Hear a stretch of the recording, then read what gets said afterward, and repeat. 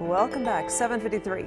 Eat red meat. Don't eat red meat. I mean, it seems like the health experts keep changing the recommendations. Well, joining us this morning is Dr. Oz. Good morning. Good to see you. Now, you're talking to a Texan here. You know, we love our red meat down here. But, I tell you, I was taking a look at some of the headlines over the last year or so, and it just seems like some of them bashed. I mean, basically saying that red meat can harden your blood vessels, also can lead to cancer. I saw one saying it's full of bacteria. I think we remember the whole pink slime thing. Bad for the environment. I mean, I feel like the list goes on and on, but then you look at some of the popular diets like the Whole30 or paleo, and they're really pushing red meat. So what's your take on it? So Lauren, that's the reason we did the show today. And we wanted to put it all together in one program to try to figure out whether red meat's a problem or not.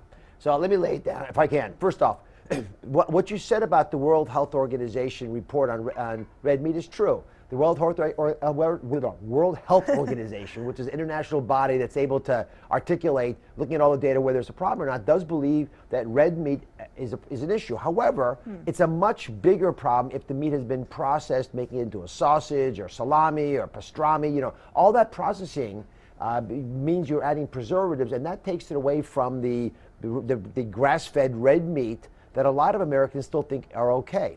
So once you've differentiated that issue, let's talk about the red meat itself. Again, high quality red meat.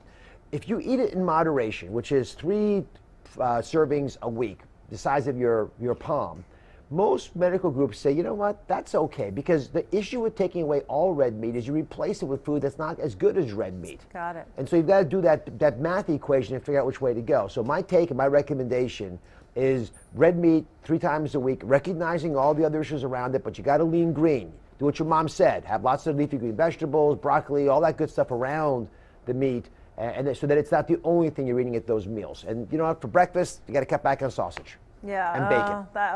No, don't say bacon. Can't go there.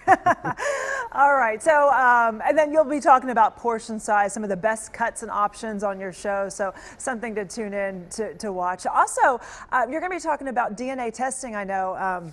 My co-anchor and I, we basically both did one of those DNA testing things just to see like what our backgrounds have, where our ancestors came from. It's very popular, but there are some warnings out there now.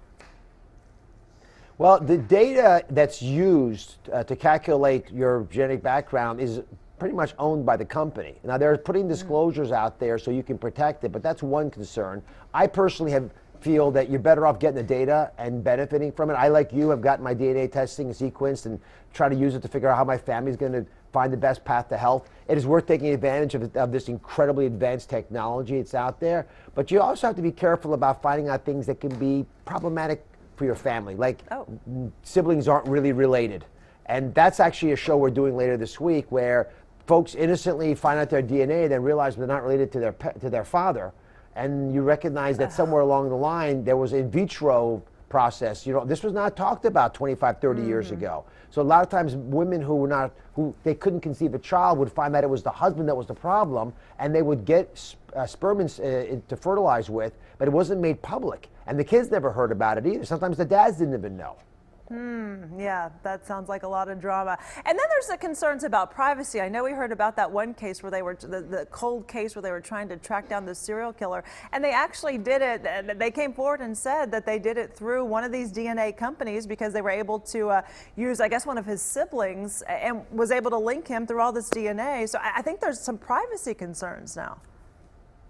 Yeah, the privacy concerns are what really got folks up in arms over this. But I covered that story. And the takeaway is if you've committed a felony, you probably shouldn't get your DNA sequenced. But good advice. For the rest of us, I think you're better off. Listen, if you find out that you've got macular degeneration in your genes or an Alzheimer's gene, you can do things so that you don't end up with those ailments. So why not take advantage of it? Yeah. Why walk through life blindly? There are things you can know, there are things you might not ever know. If you can know them, find out about it. Yep, I agree with you. All right, you can see Dr. Oz weekdays at 1 right here on Fox 4. Thank you so much for joining us.